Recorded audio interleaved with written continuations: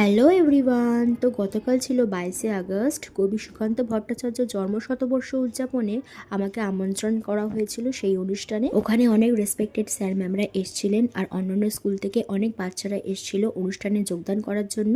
অনুষ্ঠানে উপস্থিত ছিলেন অনেক সম্মানীয় স্যার ও ম্যাম, যারা তাদের অসাধারণ প্রতিবাদী অনুষ্ঠানকে আরও সুন্দর করে তুলেছিলেন। কেউ সুন্দর কবিতা আবৃত্তি করেছেন, কেউ নাচ ও গান পরিবেশন করেছেন, এমনকি সুকান্ত ভট্টাচার্যের কবিতাও খুব সুন্দরভাবে উপস্থাপন করা হয়েছিল। আর এই অনুষ্ঠানটা আমার জন্য আরও স্পেশাল হয়েছে যখন আমার বোন এই অনুষ্ঠানে অঙ্কন প্রতিযোগিতাতে প্রথম স্থান অর্জন করেছে। ওর হাতে পুরস্কারটা উঠতে দেখে আমার সত্যিই গর্বিত আর খুবই ভালো লেগেছে। আর এই অনুষ্ঠানে খুব সুন্দরভাবে নাটক প্রদর্শনও করা হয়েছিল।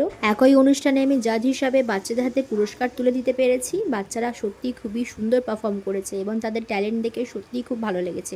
এত গুণী ও প্রতিভাবান মানুষদের সঙ্গে একই মঞ্চে থাকতে পারা এবং এই সুন্দর অনুষ্ঠানের একজন অংশ হতে পেরেছি, আমার কাছে এই জিনিসটা সত্যিই খুব মেমোরেবল।